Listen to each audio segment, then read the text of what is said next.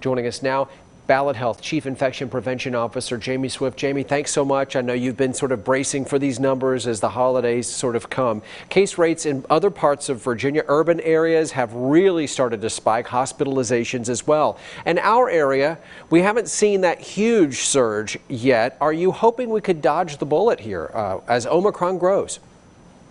I don't think we'll dodge the bullet. Obviously, I would hope and love to see that. But with Omicron, as infectious as it is, as contagious as it is, we know that the cases will take off here. Obviously, when you're in an urban area and you're closer together, your spread is going to happen there first. So we fully expect our region to feel that impact as well. What are you bracing for? What are your analysts telling you to prepare for? We expect to see a large influx of cases. As we've talked about, Omicron is so contagious, there's going to be a lot of people get infected. And so we know that anytime you have an increase in cases, that big of an increase, we do expect some hospitalizations to increase as well. Jamie, we had heard glimmers of hope as recently as last week from the Tennessee Department of Health Commissioner, Dr. Lisa Piercy. Potential hope that the Omicron variant wasn't as, and I'm going to use the wrong word here, so help me out, like as severe, that it's not causing as severe of illnesses. And yet we're seeing hospitalizations increase in other areas. What's going on here? First off, I guess let me break that down. Are you still hopeful that Omicron isn't as severe as the Delta variant?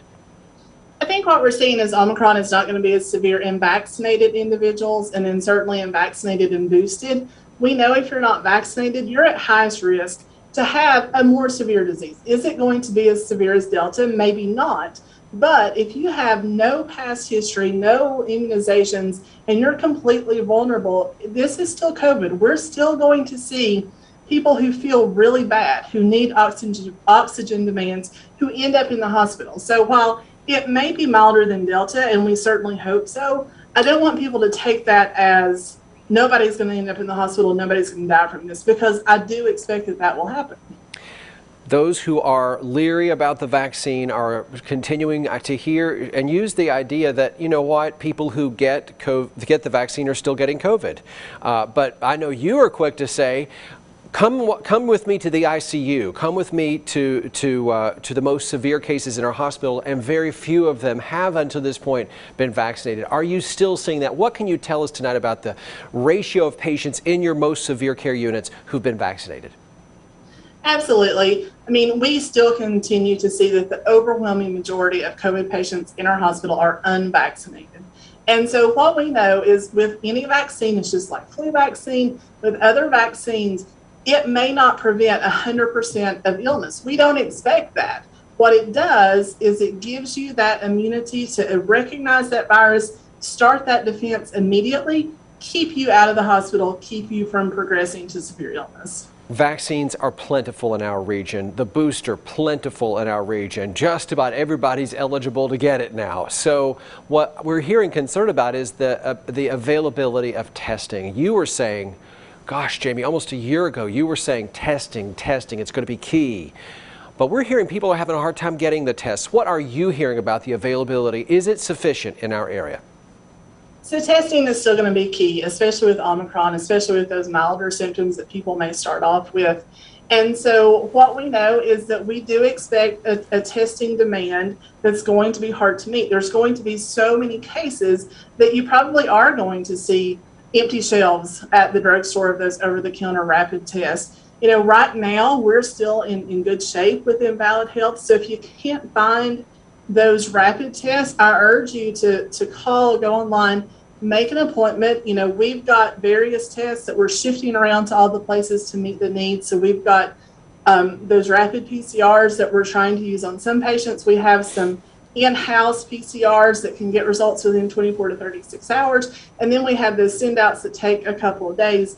So we really are trying to meet the demand and be able to continue testing for our region. I do think it's going to get tight over the next month. So you've had your Christmas parties and you're coming home, you know, and you start to not feel so great. Do you recommend that people who've been in large groups with people that they don't know whether they were vaccinated, do you recommend that they go ahead and get a rapid test? When should you be getting tested at this point in the game? So those rapid over-the-counter tests that you buy at your local drugstore, those are really better for when you're having symptoms. So if you're talking about, hey, I've been somewhere and I just want to test and know, those really aren't necessarily going to be the best test for you. Those pick up more actual symptomatic people.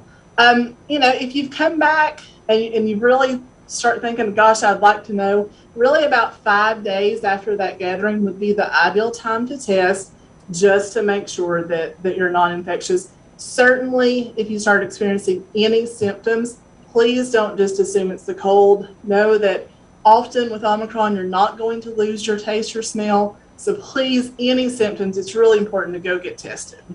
And Jamie, a week from now, we're going to be thinking about, I don't want to talk about it, but kids are going to be going back to school, what's your advice real quickly to parents as they get ready to send their kids back to school? Would you say send them back with a test result just to know for sure whether they're going back to school sick? I think it depends on what your gatherings are, what they look like, where you're around vaccinated people. Certainly, if you can, get your kid vaccinated, get that done, get those vaccines. That's first and foremost if they're old enough. Certainly teaching them about washing their hands, not sharing objects, all those things for regular flu and viral prevention. And then certainly, consider if we know that Omicron's back, if we know that it's here, that it's highly infectious, you may want to consider sending them in a mask. Jamie Swift with Ballad Health, thanks so much. If we don't see you again before then, Happy New Year to you. Thank you. Thanks so much and stay with us. We're back in a moment.